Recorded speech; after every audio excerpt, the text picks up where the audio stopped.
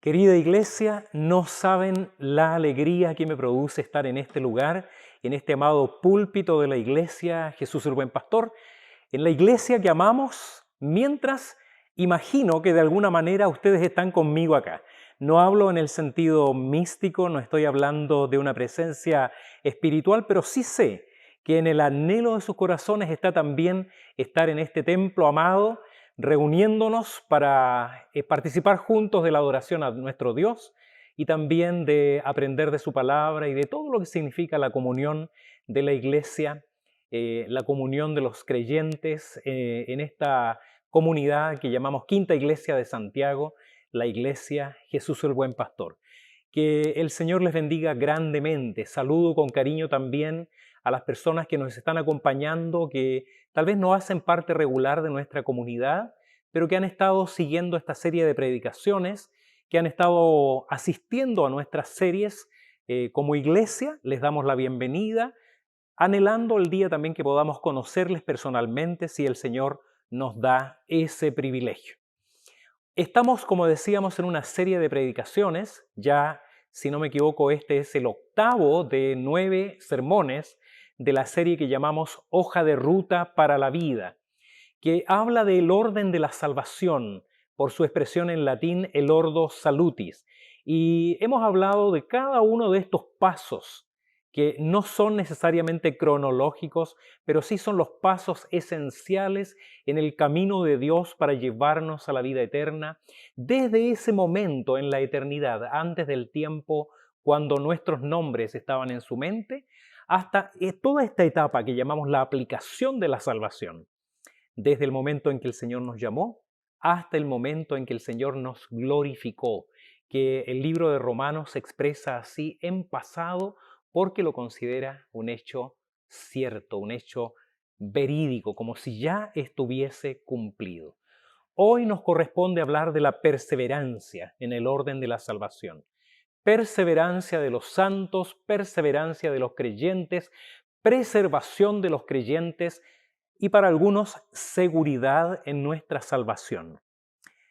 Quizás esta es una de las doctrinas más distintivas de la Iglesia Reformada, sin señalar que sea tal vez una de las más distintivas de los presbiterianos, no porque nosotros hayamos hecho que esta doctrina sea distintiva, como por ser una de las menos aceptadas por otras confesiones o denominaciones cristianas. Recordemos que esta doctrina o estas doctrinas de la salvación no son toda la fe reformada. No estamos hablando acá de lo que creemos acerca de la iglesia, los últimos tiempos, acerca del Señor Jesucristo, o de Dios Padre o de la Trinidad. Estamos hablando de uno de los capítulos solamente de toda la doctrina cristiana, que es la salvación o la soteriología. Dentro de este orden de la salvación, entonces, esta doctrina en particular es una de las más resistidas. Y cuando decimos resistida, sí, hasta el absurdo por algunos predicadores muy furibundos que la consideran no discutible, no meramente no están tan de acuerdo, sino que por razones que no voy a calificar ahora, ellos dicen de esta doctrina ser una doctrina de demonios, una doctrina satánica, la tildan de engañosa, de peligrosa para la vida cristiana. Y si usted tiene dudas de lo que yo estoy diciendo, haga el ejercicio de poner ahí en algún buscador, en YouTube tal vez, algún video, y ponga perseverancia de los santos. Usted va a descubrir por sí mismo que es efectivo lo que yo estoy diciendo. Incluso dentro de los creyentes que suscribimos la confesionalidad reformada, esta doctrina es a veces mal comprendida. ¿Pero por qué esto es así? Tenemos que admitir que toda vez que estas cosas muchas veces hacen parte de la vida pública de los creyentes, especialmente en esta era de las redes sociales, muchos cristianos que suscriben la confesionalidad reformada son causantes de que haya reparos o incomprensión respecto de esta doctrina. De hecho, muchos de estos creyentes, no quiero usar la expresión entre comillas, ni mucho menos hacerlo así como se ha hecho común en hacerlo públicamente, pero estos creyentes, estos cristianos, por un lado o caen en el quietismo, la indiferencia, es decir, no hacer nada, ser prácticamente inactivos, inmóviles en cuanto a su fe? ¿O se cae en el antinomianismo, que es considerar o creer que si somos salvos por gracia, la ley no significa nada para nosotros ni nos obliga de alguna manera? Y eso en parte es responsable de que haya una mala comprensión de la doctrina de la perseverancia de los santos. Es responsabilidad de la iglesia, de los creyentes, enseñar y transmitir correctamente qué creemos cuando decimos una vez salvos, para siempre salvos.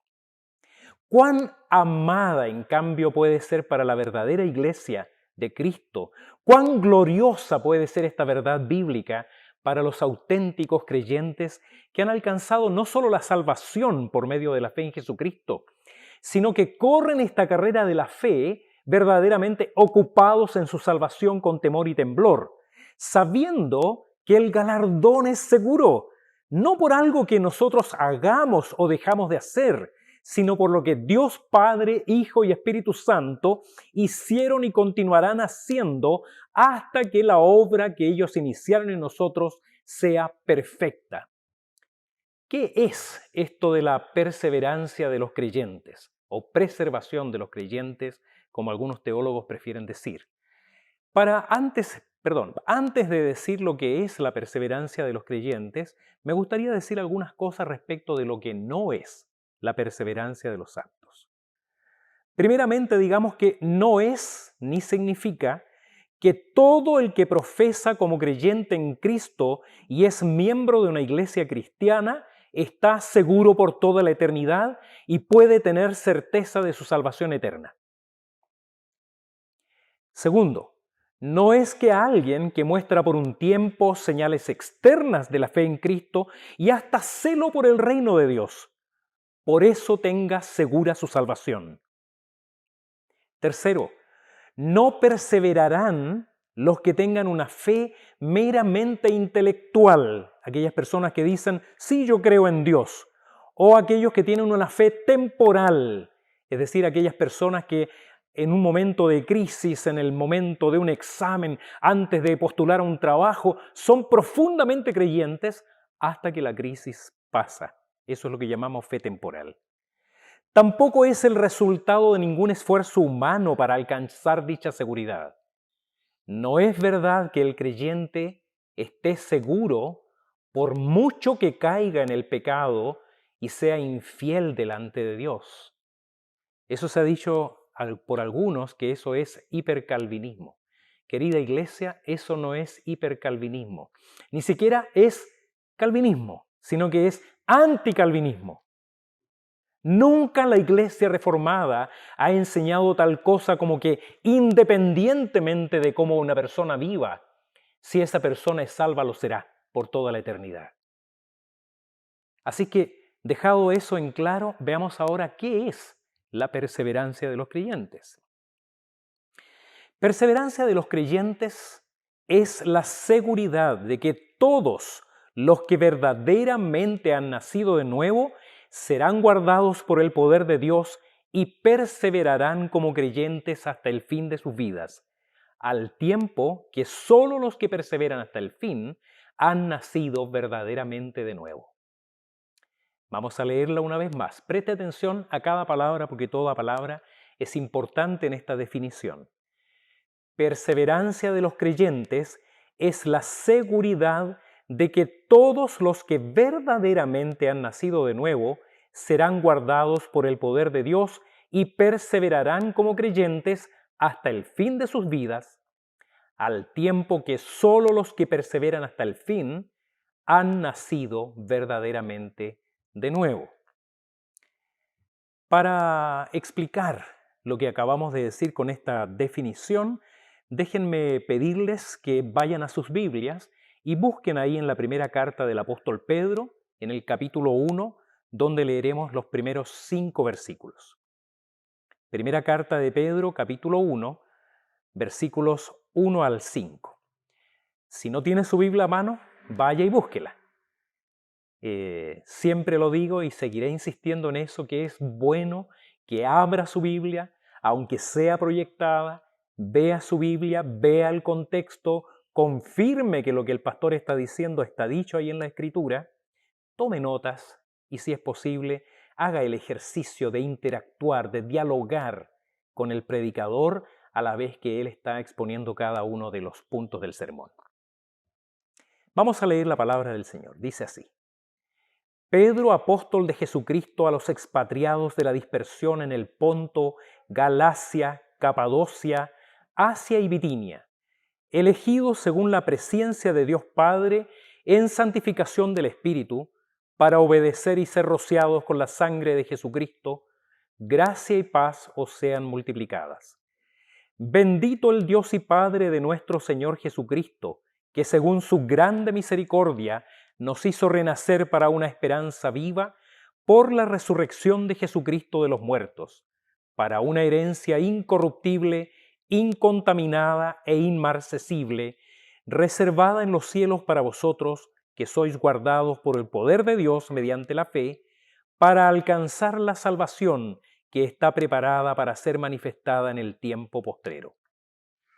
Si bien es cierto, hemos leído los primeros 5 versículos, la predicación estará basada fundamentalmente en el versículo 5, que voy a repetir. Si usted quiere, lea en voz alta ahí en su casa conmigo.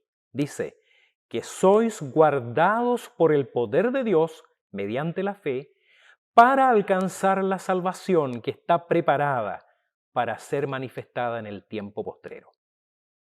Les invito a tener un momento de oración.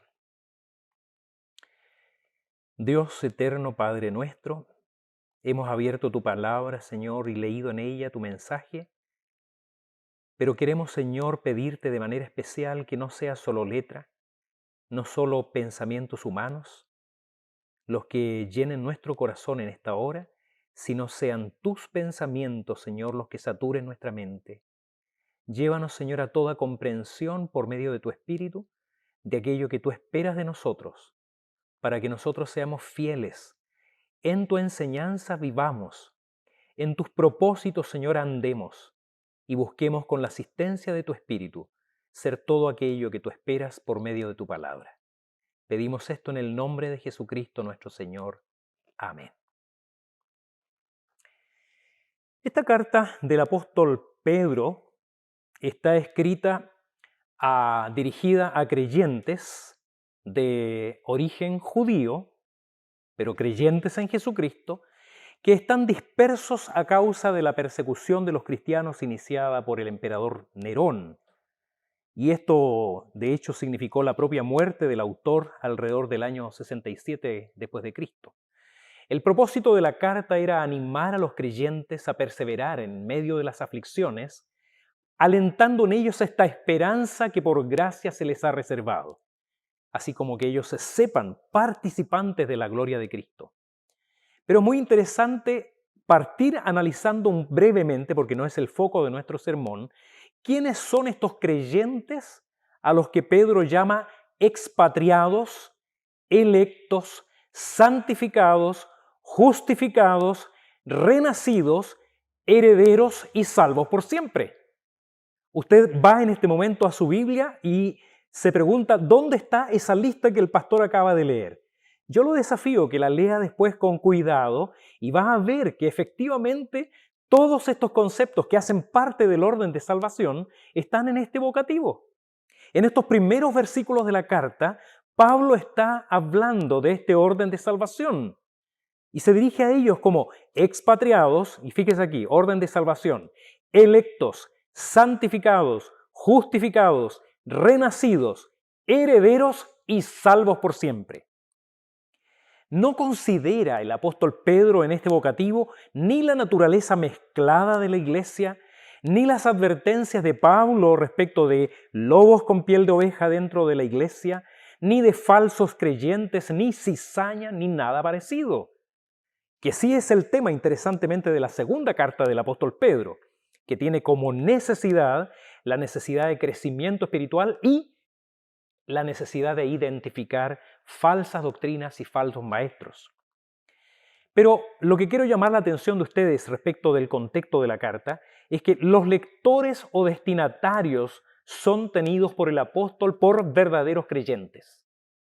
Prescindiendo de la verdad bíblica y también histórica, infelizmente, que entre los creyentes verdaderos hay falsos creyentes, hay inconversos, hay quienes apostatarán de la fe e incluso hay emisarios de Satanás. Es posible que nuestro contexto, el contexto de la iglesia de los cristianos en este tiempo, no sea el de una abierta persecución anticristiana, como se vivía entonces por causa de Roma, o no sea la de muchos creyentes hoy en el mundo que están en otros contextos donde sí hay persecución. Sin embargo, en tiempos como los que vivimos, nosotros también necesitamos ser fortalecidos y animados a perseverar cualquiera sean las circunstancias en las que estemos, sean favorables o desfavorables, porque en ambas direcciones el creyente puede ser distraído de sus deberes como cristiano. Tanto una como la otra pondrán a prueba nuestra integridad como verdaderos hijos de Dios y creyentes en el Señor Jesucristo. Por lo tanto, lo que queremos con la ayuda del Señor el día de hoy es no solo ver acrecentado nuestro conocimiento. Yo no quisiera saber, querida iglesia, que después de esta serie ninguno de nosotros diga, yo ahora puedo disertar respecto de lo que es el orden de salvación. Ahora sé lo que es el ordo salutis. Puedo hacer una clase, puedo enseñar en la escuela dominical acerca de los pasos en el orden de la salvación. Nuestra esperanza es que tengamos seguridad en los medios que Dios proveyó para hacer todo lo que se propuso hacer para nuestra salvación. Y junto con eso, animarnos para ser alejados, para tomar distancia de aquellos dos peligros inherentes a esta doctrina. La inacción o quietismo, como dice John Murray, o el antinomianismo del que ya hablábamos, que es creer que para el creyente verdadero no hay obligación ninguna. Queremos hoy día entonces hablar de guardados para salvación. ¿Quiénes son y qué significa ser guardados para salvación o preservados para salvación? Y lo primero que nuestro texto nos enseña respecto de ser guardados para la salvación es que somos guardados por el poder de Dios. Vea los versículos 3 al 5, la primera parte. Dice así la palabra del Señor. Bendito el Dios y Padre de nuestro Señor Jesucristo, que según su grande misericordia nos hizo renacer para una esperanza viva por la resurrección de Jesucristo de los muertos, para una herencia incorruptible, incontaminada e inmarcesible, que no se marchita, reservada en los cielos para vosotros, que sois guardados por el poder de Dios. Sois guardados por el poder de Dios. Pedro, en este pasaje de su carta, es movido a exaltar y bendecir el nombre de Dios, Padre del Señor Jesucristo, quien es el que desde la eternidad determinó nuestra salvación. Y solo en estos 3 versículos señala la gracia de darnos a Jesucristo para nuestra redención, su obra regeneradora, renacidos para una esperanza viva, la adopción como hijos, pues nos honra con el título de herederos de la patria celestial y apunta a la preservación como garantizada por el poder de Dios, que es absoluto e infalible. Un poder absoluto e infalible cuando dice que somos guardados por el poder de Dios. Acá la palabra guardados en griego era un término militar que significa tanto proteger a alguien del peligro como evitar que alguien se escape. Es decir, cuando se tenía un prisionero guardado en una fortaleza, se usaba este término, guardados en griego, que no voy a poner ahora acá delante de ustedes. También se usaba la expresión guardados para decir que alguien estaba siendo protegido, por ejemplo, evitar que fuese raptado. Cuando un dignatario o una persona importante era guardada en una fortaleza, se usaba esta expresión que en el castellano ha sido traducida por guardados. Entonces la palabra de Dios está señalando a los creyentes que el poder de Dios no permitirá que seamos alcanzados por el mal a tal grado que nos dañe irreparablemente y no permitirá que seamos arrebatados de su mano. Es decir, que el que ha escogido para salvación se le escape de las manos, por así decirlo. Este es el sentido que da al término el apóstol Pablo en su carta a los Filipenses, cuando dice que la paz de Dios guardará vuestros corazones y vuestros pensamientos. Y es explícitamente lo que dice el Señor a los creyentes en Juan capítulo 10, versículos 28 y 29. Y yo les doy vida eterna y no perecerán jamás y nadie los arrebatará de mi mano. Mi Padre que me las dio es mayor que todos y nadie las puede arrebatar de la mano de mi Padre. Esa es la seguridad que el propio Señor Jesucristo está dando del poder de Dios. Tal es el poder grande de Dios que nadie puede arrebatar a una sola oveja de la mano de su Padre. No hay poder más grande en el universo. Jesús dice, mi Padre que me las dio es mayor que todos. No hay poder en el mundo que pueda cambiar lo que Él determinó hacer. Y aquellos que Él escogió para salvación perseverarán porque es Él el que las guarda. Nosotros, padres terrenales, cuidamos imperfectamente a nuestros hijos. Los llevamos literalmente de la mano cuando son pequeños. Los protegemos de peligros. Los abrigamos cuando hace frío. Les proveemos de alimento, de medicinas cuando están enfermos. Les aconsejamos y guiamos hasta donde nos es posible. Ningún padre bien nacido dejaría de hacer aquello. Por cierto, hay terribles excepciones. Leí el testimonio de una mujer cristiana que luchó largo tiempo con las dolorosas huellas que dejó en su vida el haber sido abusada por su propio padre terrenal. Huellas terribles, en muchos sentidos, imborrables. Dios, dice ella en su testimonio, sanó esas heridas. Ella logró perdonarlo e incluso cuenta que logró llevar a su propio padre a los pies de Cristo poco antes de que él muriera de un cáncer. En esta historia real, el poder de Dios triunfó sobre el mal. El amor del Padre Celestial sanó las heridas de esta mujer creyente que aprendió a confiar en Él como no habría podido confiar en el Padre terrenal. Pudo confiar en Dios como ese Padre de amor que Dios es, que solo busca nuestro bien eterno.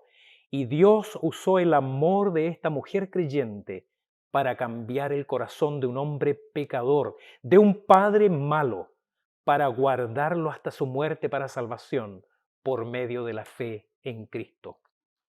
Así es el amor y el poder de Dios.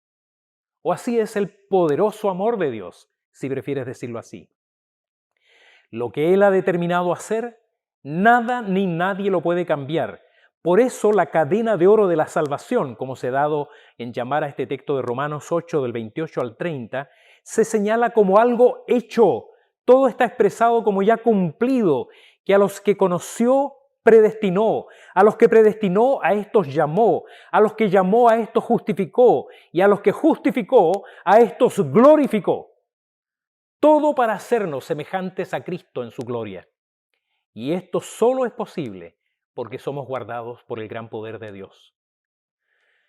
Pero la palabra no solo enfatiza el poder de Dios guardando a sus hijos de perdición, sino que apunta al medio por el que somos guardados, señalando que somos guardados para salvación por medio de la fe.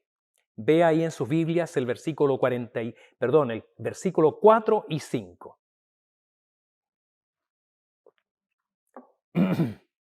Parte de las cualidades de este púlpito es tener este vaso de agua tan necesario en medio de la predicación. Y me trae recuerdos de nuestros queridos diáconos, siempre dispuestos a ayudar. Acá hay un diácono de corazón ayudándome en este momento. Entonces, además de ser guardados por el poder de Dios, dice la palabra, en segundo lugar, que somos guardados por medio de la fe. Dice, versículo 4, para una herencia incorruptible, incontaminada e inmarcesible, reservada en los cielos para vosotros, que sois guardados por el poder de Dios mediante la fe. Sois guardados por el poder de Dios mediante la fe. Cuando la Biblia usa la expresión mediante, señala un instrumento, un medio. Y en este caso, el medio que Dios usa para guardarnos poderosamente es la fe. Pero ¿qué quiere decir el apóstol Pedro con esto?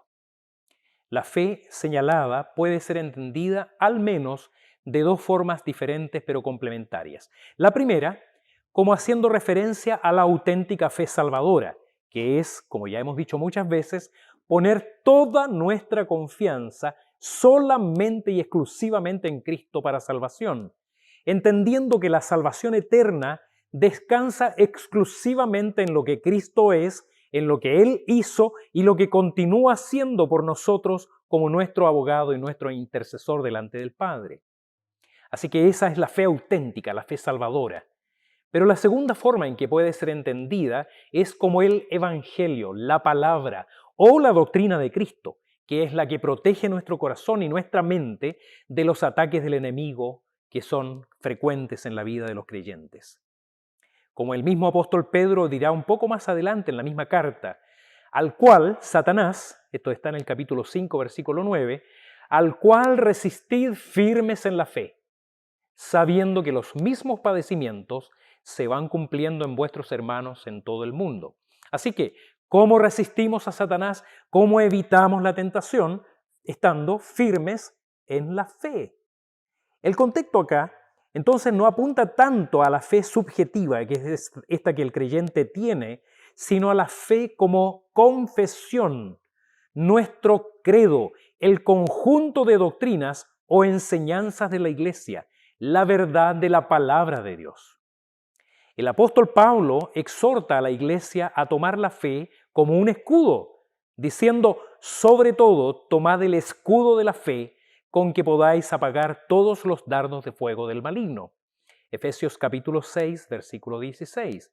Esto conlleva entonces una acción del creyente, pues si usted se fija bien, en ambos casos está expresado como un imperativo. Resistan, firmes en la fe, tomen el escudo de la fe. No se trata entonces solamente de un sentimiento, no se trata de una actitud pasiva y solamente receptora.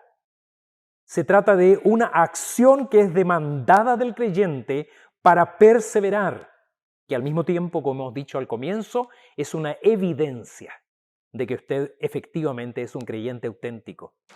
Así que Dios no guarda a nadie que no esté en la fe y permanezca en la fe, que es lo mismo que decir que solo son verdaderamente los de la fe de Jesús y continuarán creciendo en la fe de Cristo, y son aquellos a quienes Dios guarda para salvación. Una y otra vez la palabra lo confirma.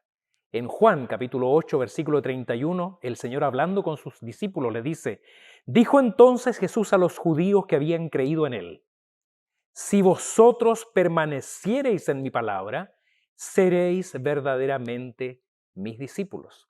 Así que, ¿quién es discípulo de Cristo? ¿Quién es creyente en Jesucristo? Aquel y solamente aquel que permanece en la palabra de Cristo.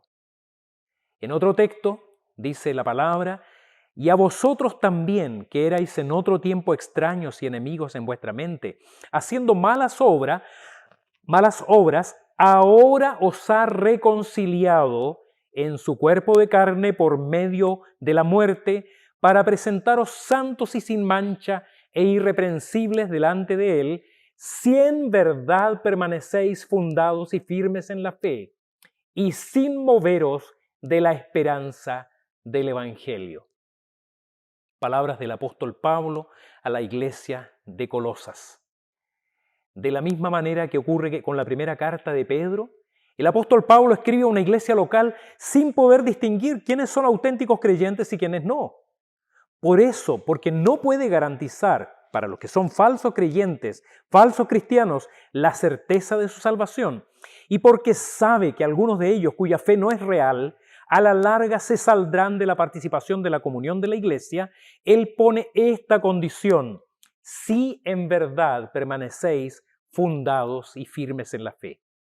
Es decir, si vuestra fe en Cristo es genuina, es la fe que salva, y si permanecen unidos a su comunión por medio de la palabra de Cristo, permanecerán hasta el fin. Los que no perseveran, y esto es triste decirlo, es porque en realidad, a pesar de que aparentaron tenerla, nunca hubo una fe genuina en sus corazones. La Biblia dice, salieron de nosotros, pero no eran de nosotros. Porque si hubiesen sido de nosotros, habrían permanecido con nosotros, pero salieron para que se manifestase que no todos son de nosotros. El apóstol Juan en su primera carta, capítulo 2, versículo 19. ¿Significa eso que un cristiano auténtico nunca tendrá una caída radical? ¿Una caída seria? De ninguna manera, querida iglesia. Ojalá y así fuera. Y el Señor nos libre a cada uno de nosotros de la vergüenza y el dolor de fallar a nuestro amado Señor y Maestro. Consideremos por un momento lo que ocurrió con dos discípulos de Jesús, muy conocidos, Judas y Pedro, el autor de esta carta. Ambos caminaron con Cristo y fueron contados como sus apóstoles durante 3 años. Todo el ministerio terrenal de Cristo, Judas y Pedro fueron discípulos de Jesús. Ambos, sin embargo, en el momento más crítico, a la hora de la pasión del Señor, traicionaron a su maestro. Judas lo entregó y Pedro lo negó. Pero de Judas, el Señor dijo que desde el principio era un diablo, Juan 6:70. Predijo su traición, Juan 13:21.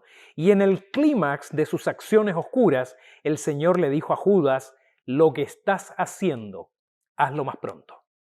Esto está en Juan 13:27. Lo que estás haciendo, es decir, el Señor sabía que Judas lo estaba traicionando, que estaba de acuerdo con los sacerdotes, que se había puesto de acuerdo para darles una señal para poder capturarlo. Y entonces el Señor lo mira y seriamente le dice, lo que estás haciendo, anda y termínalo.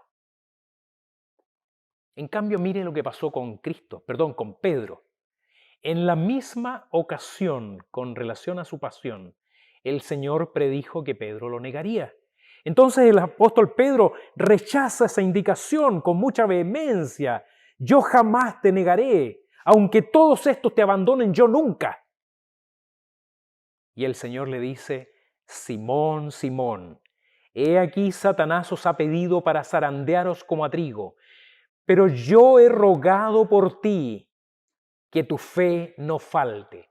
Y tú, una vez vuelto, confirma a tus hermanos.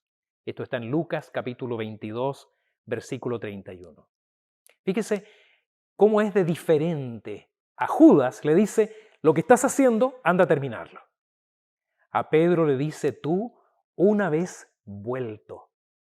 No le dice, si es que vuelves, o ojalá que vuelvas. Le dice, cuando vuelvas, porque la fe de Pedro era una fe auténtica. Y aunque él cayó dolorosamente, traicionando a su amado maestro, el Señor rogó por él y le mantuvo en la fe. Este Pedro, restaurado, confirmado por el Señor, es el que escribe esta carta para alentarnos a nosotros, creyentes en Cristo, que seremos guardados por el poder de la palabra de Dios, porque él en su vida experimentó de una manera fehaciente y clara cómo el Señor le preservó de caer definitiva y totalmente, aun cuando su caída fue seria delante de su Maestro. ¿Por cuánto tiempo podemos guardar nosotros esta esperanza?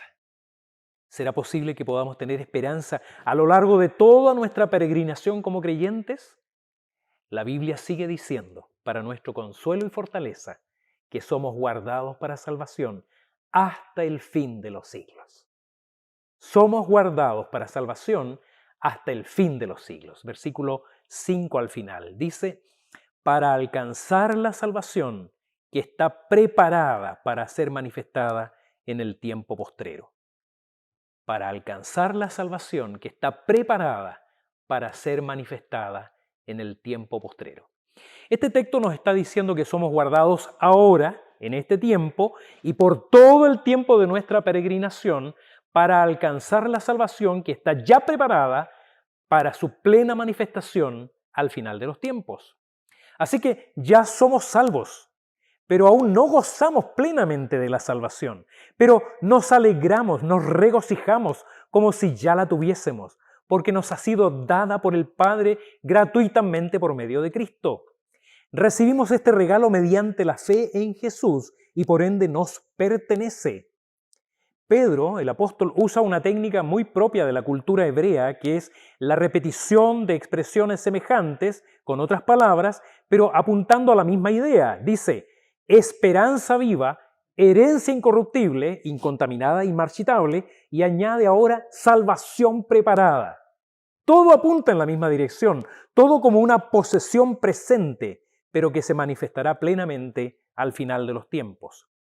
La expresión manifestada, para ser manifestada, es un término griego que significa quitar el velo, quitar la cubierta. Así que si me permiten la simplificación, es como decir que tenemos el regalo en nuestras manos, pero aún no llega el tiempo de soltar la cinta y quitar el envoltorio de ese maravilloso regalo.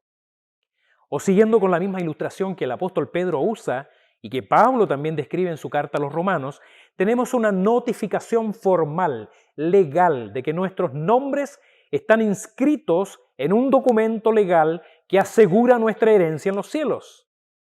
Eso nos llena de alegría, aunque apenas ya estamos notificados, porque el que nos da esta noticia es el propio Señor Jesucristo, el que por su Espíritu nos sella, siendo el mismo, el Espíritu de Cristo, nuestra garantía.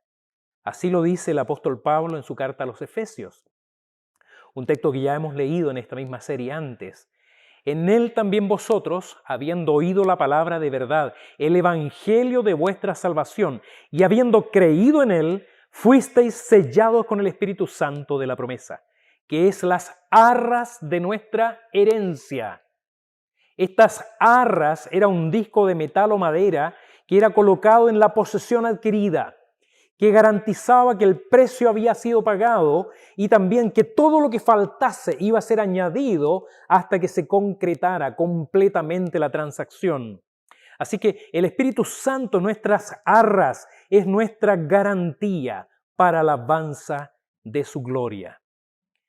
No tenemos ahora el tiempo para continuar leyendo esta maravillosa carta de Pedro, pero él sigue enseguida, versículos siguientes, haciendo algunas aplicaciones de esta verdad maravillosa, diciéndonos que es un motivo de gran alegría, aún en medio de las inevitables pruebas que sobrevendrán en la vida del creyente, que son, dice Pedro, medios de Dios para probar la fe, más preciosa que el oro, para comprobar si es una fe genuina y así resulte en gloria, honra y alabanza cuando se manifieste Jesucristo. Y esta verdad, querida iglesia, es la que nos acompañará toda nuestra vida, cualquiera sea nuestra situación, no importa las luchas que enfrentemos como creyentes o como iglesia de Cristo, aún en medio de fluctuaciones de nuestro estado de ánimo o enfrentados a la dolorosa realidad de que muchas veces pecaremos, entristeciendo al Padre Celestial, hasta el fin de nuestros días como un creyente en Cristo o hasta el tiempo en que el Señor regrese por su iglesia, prevalece por sobre esa triste realidad el que somos guardados todo el tiempo por el poderoso amor de Dios. Nuestro Señor Jesucristo dio gracias al Padre en su oración ahí en Juan capítulo 17 diciendo, a los que me diste, yo los guardé y ninguno de ellos se perdió. Y añade un poco más abajo, mas no ruego solamente por estos, sino también por todos los que han de creer en mí por la palabra de ellos. ¿No es esto maravilloso, querida iglesia? En su oración y en su omnisciencia, el nombre de cada uno de nosotros, tu nombre y el mío, y el nombre de todos los que están lejos aún, aquellos por los que tú llevas largo tiempo orando, no dejes de orar por ellos. Porque debemos continuar haciendo esta obra, conscientes que muchos que están lejos del Señor serán alcanzados también como nosotros para gozar de esta salvación que hoy día podemos llamar nuestra, garantizada por el Señor hasta la eternidad. Nuestros nombres y los de ellos están puestos en la mente del Señor antes de que el mundo fuese. Para pensar y vivir.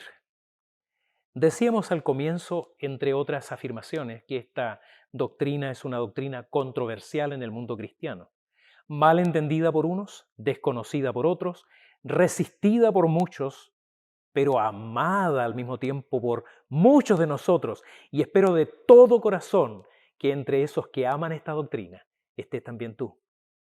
Es tanta la evidencia bíblica, es tan abundante la información que la Escritura da respecto de esta doctrina, que fue difícil escoger uno entre tantos pasajes que enseñan la doctrina de la perseverancia.